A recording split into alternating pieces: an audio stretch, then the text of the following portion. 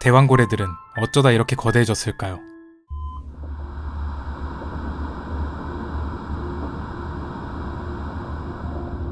대왕고래입니다. 지구를 살았던 그 어떤 동물들보다 크고 거대하죠. 최대 33m에 달하는 길이와 179톤의 무게는 70kg의 건장한 성인 남성 2,557명의 무게와 맞먹고 무려 41톤에 달하는 보잉 737 비행기 4대를 가뿐히 뛰어넘는 무게입니다. 지금까지 알려진 가장 큰 공룡 아르헨티노사우루스 또한 길이는 더 길었을지 몰라도 추정 무게는 90톤으로 대왕고래의 50% 수준밖에 안 돼 무게에서 상대가 안 되고, 지구 최대 크기를 자랑하던 상어 메갈로돈 역시 대왕고래의 이 엄청난 크기에 단 한 번도 도달해 본 적이 없죠. 재미있는 것은 이 지구 역사상 최대 크기의 동물이 물고기와 같은 어류도 아닌 공룡과 같은 파충류도 아닌 인간과 같은 포유류라는 사실입니다. 도대체 대왕고래는 왜 이렇게 커졌을까요? 오늘은 이 녀석들이 커지게 된 여러가지 이야기를 해드리도록 하겠습니다. 구독과 좋아요 눌러주세요. 오늘날 지구에 존재하는 고래는 크게 두 종류로 나눌 수 있습니다. 범고래나 향유고래처럼 이빨이 달린 이빨고래류와 밍크고래나 혹등고래처럼 수염이 달린 수염고래류가 그것이죠. 그런데 여러분, 수염고래가 왜 수염고래인지 알고 계신가요? 어떤 분들은 여기에 있는 이게 수염 같아서 수염고래 아니야? 이렇게 생각하는 분들 계실 겁니다. 하지만 이것은 수염고래의 목주름이고, 실제 수염고래의 수염은 여기 있습니다. 원래 이빨이 있어야 할 곳에 이빨 대신 수염이 있는 것이죠. 수염고래의 수염은 부드러워 보이지만 케라틴 성분입니다. 여러분들의 손톱과 같은 성분이죠. 수염고래들은 약 2700만 년 전 고대 이빨고래에서 분리돼 나왔습니다. 어쨌든 고래 입장에서는 이빨이 있는 녀석들이 더 오래된 원시적인 형태의 녀석들이고, 수염을 가진 고래들이 새로운 형태의 이빨을 가지게 된 녀석이라는 것이죠. 일반적으로 수염고래는 이빨고래보다 그 크기가 큽니다. 수염고래 중 그나마 작다고 할 수 있는 밍크고래조차 이빨고래에서는 제법 큰 크기에 속하는 이 범고래와 비슷하죠. 하지만 수염고래들은 신체 크기가 크다고 해서 큰 먹잇감을 먹을 수 있는 게 아닙니다. 목구멍이 매우 작기 때문이죠. 수염고래는 정어리나 작은 오징어 같은 것도 먹기도 하지만 주로 크릴새우 같은 아주 작은 먹이를 먹습니다. 수염고래가 크릴이 모인 곳에서 입을 벌립니다. 그리고 크릴과 바닷물을 모두 입에 넣습니다. 입을 닫으면 이제 이 수염은 필터 역할을 합니다. 이 수염을 통해 물을 빼내고 먹이만 걸러내 섭취하는 것이죠. 이러한 섭취 방식을 여과섭식이라고 합니다.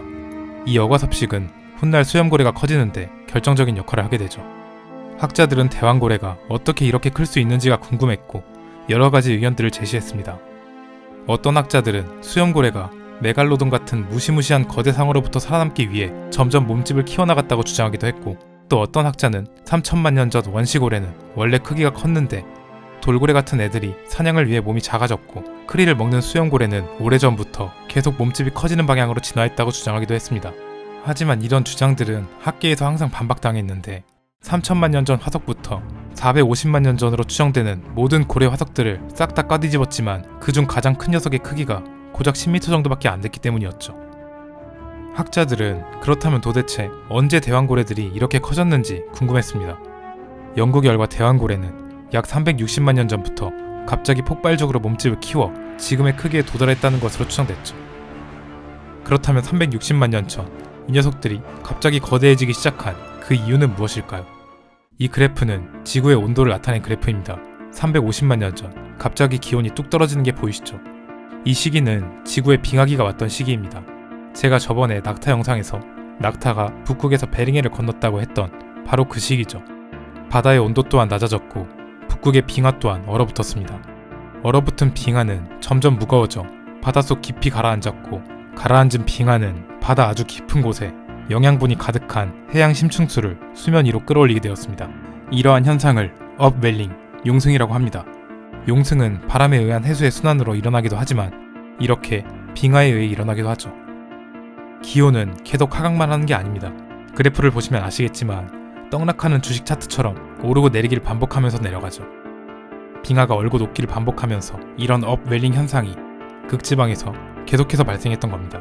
때문에 수면엔 엄청난 양의 식물성 플랑크톤이 생성됐고, 그것을 잡아먹는 크릴의 개체수도 점점 늘어났죠.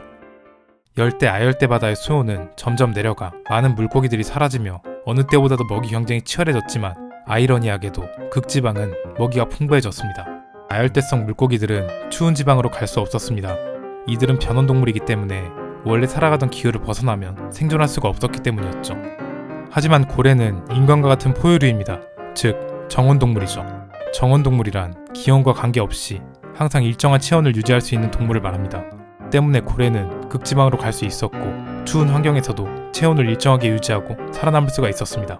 여기서 잠깐 해양생물에 관심이 많으신 분들은 백상아리 같은 일부 대형 어류들이 정온동물처럼 항상성을 가진다는 사실을 알고 계실 겁니다. 하지만 메갈로돈의 경우 현재의 백상아리보다도 높은 35도에서 40도의 체온을 가지고 있었기 때문에 빙하기, 극지방에 간다는 것은 거의 불가능했고 먹이가 부족해진 환경에서 쓸쓸히 먹이 경쟁을 하다 멸종해버리게 됐다는 사실도 알려드릴게요. 어쨌든 극지방으로 간 고래는 체온을 유지하기 위해 신진대사량이 높아야 했고 먹이를 많이 먹어야 했습니다. 여러분들은 생태 피라미드라는 개념을 알고 계실 겁니다. 작은 플랑크톤 같은 것을 그보다 약간 더 큰 크릴 같은 것들이 먹고 그 다음 적당한 크기의 물고기들이 그것을 먹고 이렇게 단계적으로 큰 먹잇감을 잡아먹는 것 말이죠. 하지만 수용고래의 여가섭식 방식은 이런 개념을 깨버리는 방식입니다. 큰 먹잇감 대신 엄청난 양의 작은 먹잇감을 다이렉트로 섭취하는 방식인 것이죠. 극지방으로 간 수염고래들에게 먹잇감이 풍부한 이곳은 천국이나 다름없었습니다. 수염고래들은 이곳에서 먹이를 먹으며 점점 추위에 적응하며 몸집을 키워나갔을 겁니다. 아니 어쩌면 애초에 극지방의 추위를 견딜 수 있는 녀석들만이 극지방에 정착할 수가 있었고 그런 녀석들만이 살아남아 지금과 같은 거대한 크기의 대왕고래가 된 것일지도 모릅니다.